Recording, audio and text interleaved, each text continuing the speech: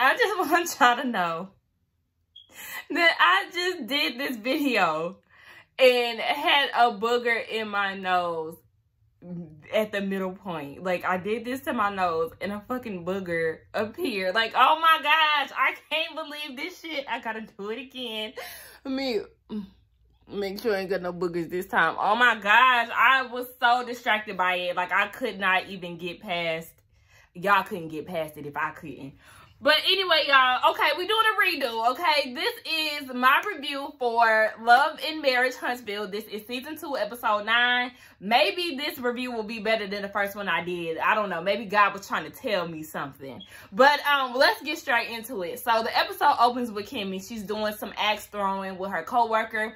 She said normally she would invite Tisha to these type of things, but she tired of her ass in this whole Holt and Scott's beef, so she invited somebody else. So she also wanted her coworker to give her some insight on, you know, whether or not she's tripping about the whole situation. Her coworker thinks that Tisha is definitely tripping and she should know Kimmi by now to know that this is not her type of thing. You know, she's not with the bullshit. Kimmi did say out of all the things on her priority list, this is at the top because it's such a mess.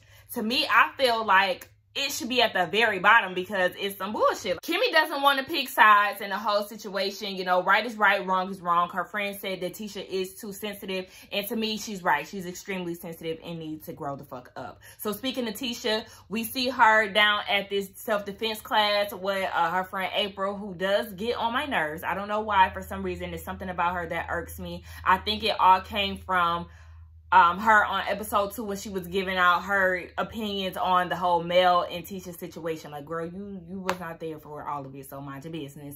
But yeah, Tisha also annoys me in her interview. She always seems like she's reading. Like, yes, we need to go and do self-defense. I'm just like, okay, whatever. She's doing this class because Marcel be gone, so she needs to learn how to defend herself. Now, her friend April tells her that she is inviting her to this event that she's having. It's basically about being a mom, money, and lifestyle. So Tisha definitely has to get prepared for another speech.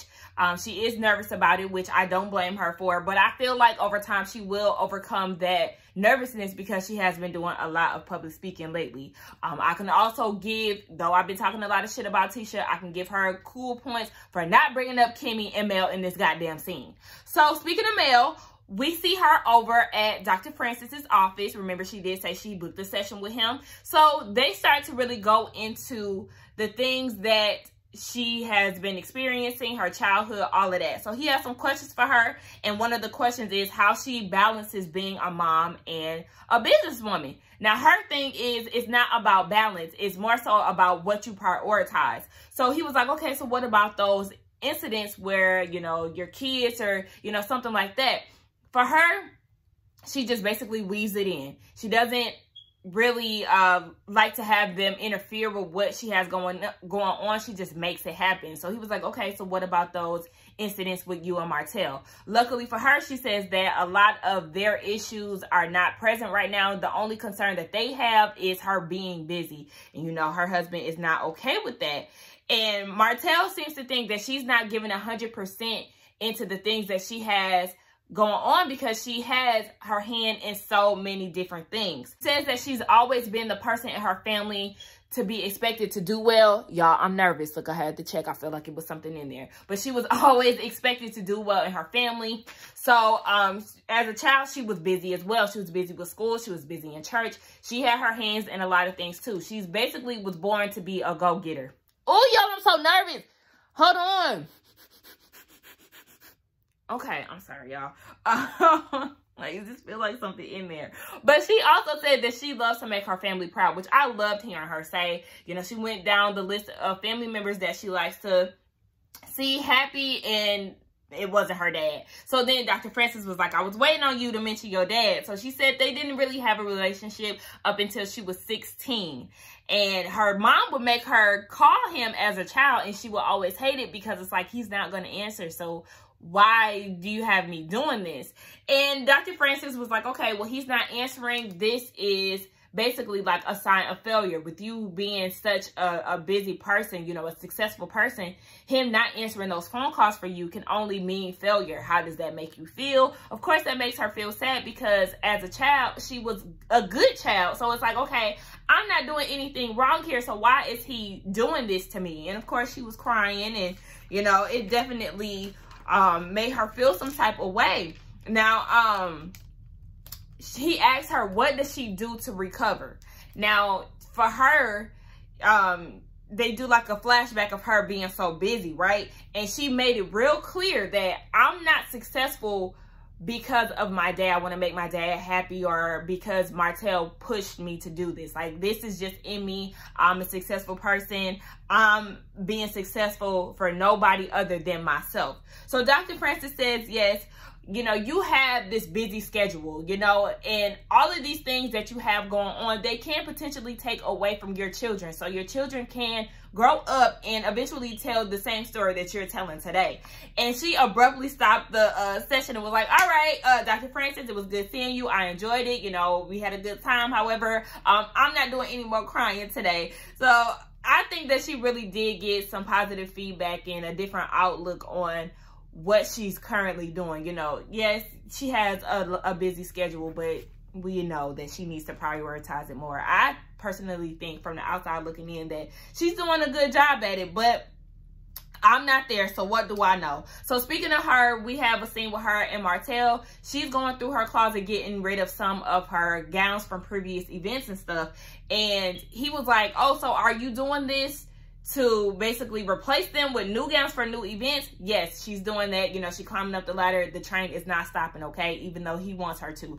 We already know he talks about this every episode, about how she needs to slow down, all this bullshit, okay? He wants her to focus on one thing, which is embrace, and he doesn't want her to do the play. And this is where she takes offense. Like, hold on. The one thing that you know that I want to do, you're now trying to stop me from doing. Remember, you asked me some time ago what it is that I want to do. I told you that it would be acting and hosting. And now that I have this ball rolling, you're trying to stop my bag. Like, I'm not here for it. She says in her interviews that she supported him with all his endeavors despite him cheating and all of that. So the little thing that you surely can do is support me for this little play. Like, don't sit here and play me. No pun intended. But, so she's annoyed at the fact that he's basically insinuating that she's such an absent mom. She was like, I'm not the mom that's here for 2 weeks and gone. One day I'm here, one day I'm not. And she was like, you know, I make sure that the kids are clothed, that they're fed, that, you know, I get their hair done. Like, don't try to make it seem like I'm not present, because I'm very much so here. And then she talks about the session that she did with Dr. Francis, and was just basically saying that it made her discover that she's been so busy to basically not think or push back the rejection and the disappointment that she's had in her past. So then this is when her dumbass husband goes and asks this stupid ass question. Do you think I had any role in this? Did I play a part in any of this? What the fuck do you think, you fucking idiot? Like, duh, nigga, you cheated on her. You betrayed her. You went behind her back, had this long-ass relationship with this other woman. This is rejection. This is disappointment. Like, what the hell do you think? Like, sometimes I really hate to hear men talk, because it's just like, did you really ask that question? So then she was just like, yeah, she's still definitely healing through all the stuff that they're going through. So, you know, she has to keep on the grind. And then he mentions that during that time, because she also said too that she had to learn how to survive based off of him cheating. And she was just like, you know, basically, all I got is me, okay? I can't depend on you. This is why she has so many things lined up, because she knows what her husband is capable of. And at this point, you know, she has an out. If something happens again, she has a way out of it, okay? She doesn't have to rely on him. And he also throws in her face, well, there was a time where you weren't busy and you weren't doing anything for about a good year. And she was like, yeah, because that was the time when you was fucking up. What do you expect her to do? Like, when you do fucked up things, that definitely changes the dynamic of a relationship. She don't look at you the same. She doesn't want to do these things anymore because you betray her. Like, what the fuck do men expect when you go and do us wrong? Like, you want us to still kiss your ass? No, nigga, that doesn't happen that way. So she was just like, you know, I think it's real funny how you go and say that I wasn't doing anything, but at the same time, you tell me to go out and get it, boo. Do your thing. And then at the same time, you're going to tell her, oh, she needs to stop. Like, I'm not a yo-yo. You can't tell me, oh, if I'm slowing down, I need you to pick up the pace. Or if I'm going too fast, then I need to slow it down. Like, I like the fact that she be checking him, because it's like, nigga, you can't, I don't know what you think this is, but this is not that. And she says exactly the things that I be thinking, like, thank God you ain't as dumb as a lot of people are. Anyway, I mean, you stayed, but I mean, that's your husband. But anyway, you ain't a dummy. Anyway, so we get a scene over with Kimmi, and she's doing her registration voting event. She, you know, she's getting prepared for that. She's talking to Maurice about who's coming, and then she mentions that the conversation that she had with Kimmi, or not Kimmi, with Tisha, and how Miss Wanda was upset and all of that. You know, she reiterates again that she is not going to be lying for you, Tisha, regardless of whatever. She also mentions that she is not feeling the fact that Tisha is trying to give her orders. She's like, look, you and your mama need to grow the fuck up. We not here for this. So as she's telling Maurice the story, her son, Jalen, was like, like, you know, he was basically trying to give them a warning to stop talking about it, because Marcel and Tisha was walking up. This shit was so funny to me, and it was actually awkward once they, you know, came face to face. And Tisha is all dressed up, and Kimmi is like, sis, we gonna be walking around the neighborhood. You sitting here in leopard print booties. Like, what is this? To me, I feel like Tisha be coming extra dressed up, kind of outdoor, like trying to impress Mel. I don't know, like, it just gives me like I'm trying to impress somebody vibes. Now, she be looking good, I ain't gonna lie, but to me, it's just like, sis, I see what you be doing. Like, I see you, Tisha. But as she's doing all of this, she gets a call from Martell. And Martell tells Kimmi that he won't be making it to her event.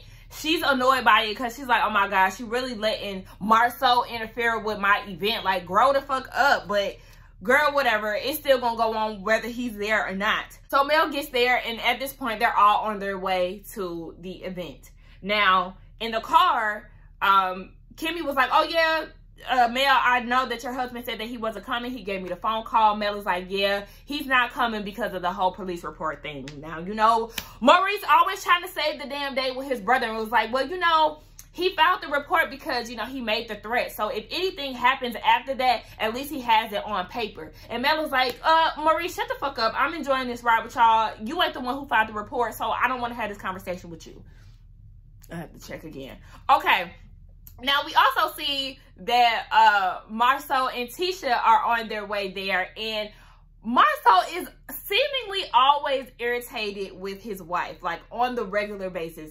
Anything that she says, it seems like it just irks his spirit, and it's like, it's so obvious that he does not like his wife a lot. Like, I know that's a very sad thing to say. I know it's a fucked up thing to say. And you know, they're all doing the neighborhood rundown. You know, they're pulling up on the neighbors. Everybody seems pretty receptive. I like how everything is going. Now, Kimmi wants to take this opportunity to pull Miss Wanda aside to thank her for coming, and Miss Wanda wants to know what the beef is with them, because, you know, she loves her some Kimmi, and vice versa. But Kimmi doesn't have any beef with Miss Wanda. She just doesn't like the fact that she's always so damn involved. Miss Wanda went into like this whole thing of what she doesn't like and all of this shit, and it won't let Kimmi talk, and it's just like, shut the fuck up. Kimmi wants to know what it is. What is the problem? What do you want me to do? She doesn't like that Kimmi and Mel went off onto the side at Tisha's event. She doesn't like when they're in a group and people go off to the side to whisper. Kimmi is like, we were not whispering. We were not talking about your daughter. We was talking about kids. Hell, if you ask me, she didn't even let them have the conversation, because she came and interrupted the conversation with a quickness. So they didn't even get to talk about nothing. They just really got the pleasantries out the way. So it's just like, you're assuming all of these things in every episode. You're making assumptions. And I just feel like you're loud and you're wrong, and you need to shut the fuck up. Let your daughter handle her business with her and her friends. You go find a fucking hobby or something. Like, somebody needs to cuss her ass the fuck out. I can't with Miss Wanda. So then Tisha goes and walks up to Mel while she's talking to Destiny and LeBaric. You know, she thanks her for coming. I'm like, why are you thanking her for coming? Tisha, this is not your event. Like, shut the fuck up. And then she goes and thanks her for coming to her event again. Then wants to thank her for not getting into the husband's beef. But yet they go into this whole conversation about why Martell isn't there. Tisha asks why her kids wasn't there. do you see any kids in attendance? Like, that's just her way of trying to talk to her. And then that's when Mel was like, well, you know, Martell is at the house with the kids. He's not coming because of the whole police report thing. Tisha's like, you know, it is what it is. So then she goes and says that Martell needs to start taking responsibility for his actions. Well, ain't that the pot calling the kettle black? You the same person who feel like you have no involvement in what's going on with the Holtz and their marriage. You feel like you said nothing that was damaging to their marriage. Yeah, we definitely have evidence of you doing that. So it's just like, Tisha, get the hell out of here. She really is starting to get on my nerves. Like, as the episodes progress, I just don't see it for her. Like, oh my gosh.